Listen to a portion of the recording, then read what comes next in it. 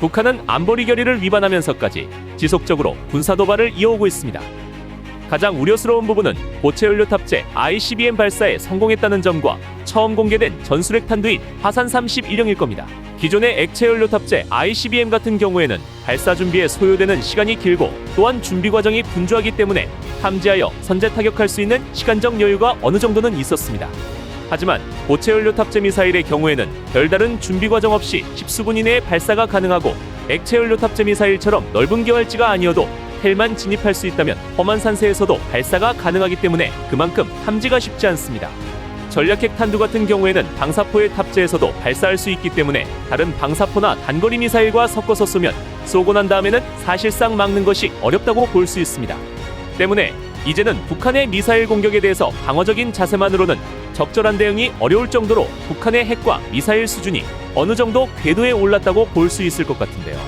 이런 상황에서 우리에게 제일 필요한 것은 정밀하게 북의 동향을 탐지할 수 있는 탐지자산과 유사시 선제 타격할 수 있는 선제 타격 능력일 겁니다. 탐지자산 같은 경우에는 많은 부분을 미군한테 의존하고 있는 게 현실인데요. 이 부분은 앞으로 빠르게 개선해 나가야 할 것 같습니다. 4월 18일 한국의 윤석열 대통령이 로이터와 인터뷰하면서 많은 내용들이 나왔습니다.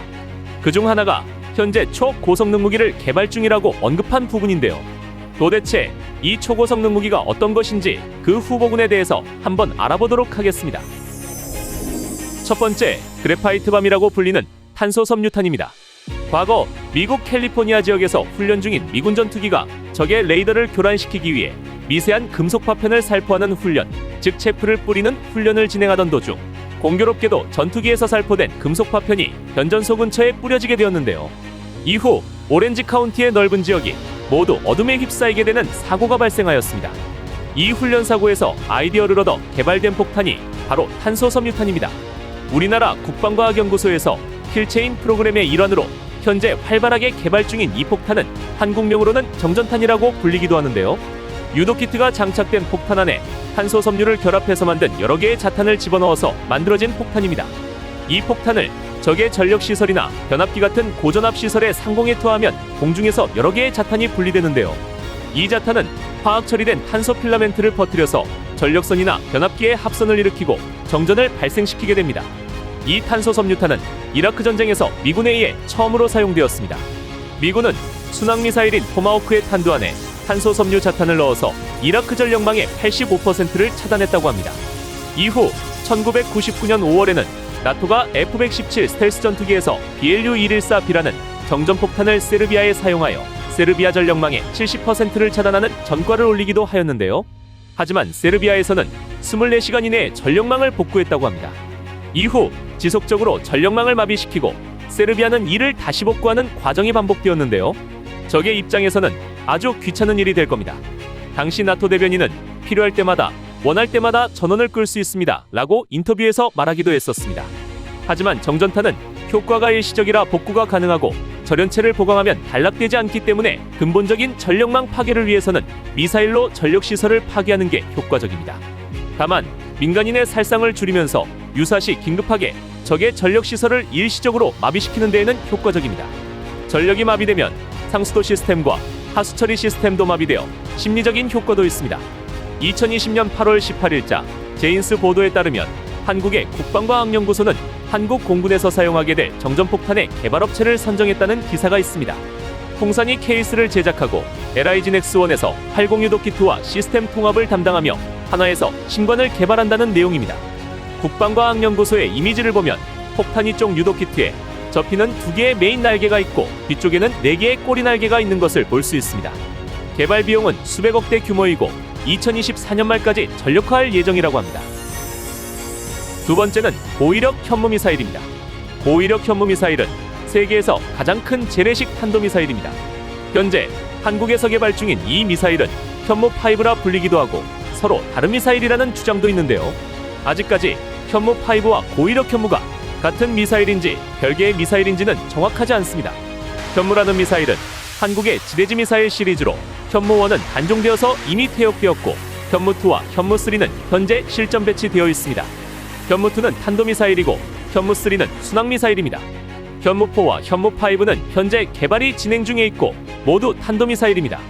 탄도미사일은 로켓 추진력으로 위로 상승했다가 정점에서 아래로 낙하하면서 아주 빠른 속도를 내며 내리꽂는 방식인데요.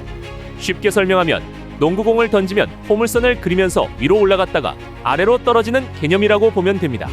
고위력 현무미사일의 정확한 재원은 아직까지 나오지 않았지만 2022년 10월 국회 국정감사에서 나온 내용들을 통해서 유추해보면 탄두 중량은 약 8톤, 미사일 총 중량은 약 36톤, 길이는 16m, 현재까지 최소 10기 이상 제작된 것으로 추정됩니다. 이 미사일은 2021년 9월 제주 남방해상에서 시험 발사에 성공했다고 알려지고 있는데요. 사거리는 약 300km에서 3000km 사이로 예상되고 있습니다. 탄두 중량을 줄이면 사정거리가 늘어나고 반대로 탄두 중량을 늘리면 당연히 사정거리가 줄어들겠죠. 북한은 주요 시설들을 모두 지하화시키는 작업을 진행했는데요. 현재 약 6천여 개의 지하시설물이 존재하고 평양에는 지하 300m 지점에 거대한 지하시설이 있다고 알려지고 있습니다. 고위력 현무미사일은 북한의 지하시설물을 타격하기 위해서 개발된 괴물미사일입니다. 약 8톤 정도의 거대한 탄두에 탄도미사일의 특성상 높은 고도에서 낙하하면서 마하10 전후의 속도를 내기 때문에 그 운동에너지로 집안을 뚫고 들어가 지하에서 폭발해 지하시설물을 일격에 파괴하는 벙커버스터입니다. 미사일의 크기와 무게로 봤을 때 고각발사 시 지하 100m까지 뚫고 들어가 적 지휘통제 시설을 괴멸시킬 수 있을 것으로 예측하고 있습니다. 이런 괴물미사일의 개발은 북한이 전술핵 탄두를 장착한 미사일을 발사한다면 그에 상응하는 보복이 가능하다는 것을 상기시켜서 전쟁 억지력에 도움이 될 것으로 판단되고 있습니다. 북한 지휘부가 아무리 지하 깊숙한 곳에 숨어있더라도 고위력 현무미사일 한 방이면 지하 100m까지 뚫고 들어가서 전부 괴멸시킬 수 있는 무시무시한 미사일입니다.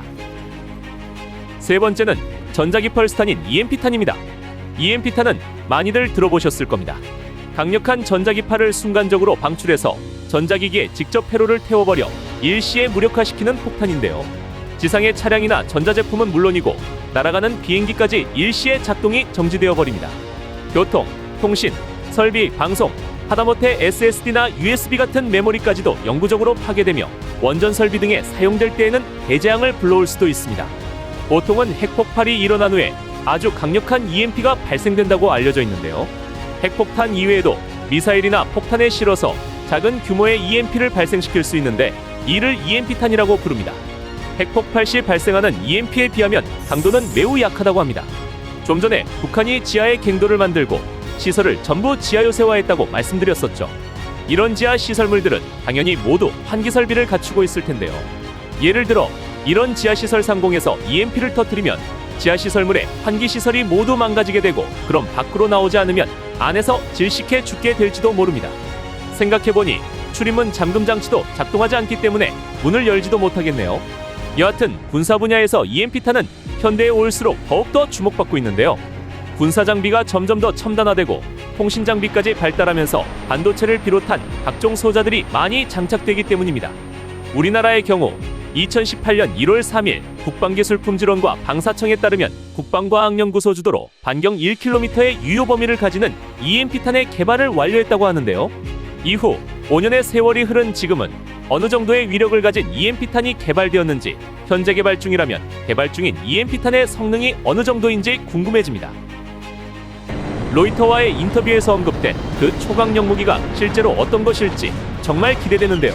아마 조만간 세상에 나오게 되겠죠. 약한 것은 고기가 되고 강한 것은 그것을 먹는다는 말이 있습니다. 전쟁을 방지하고 평화를 유지하려면 강력한 군대가 필요합니다. 북한이 감히 오판하지 못할 정도로 2배, 3배 더 강력한 군대가 필요한 시점인 것 같습니다.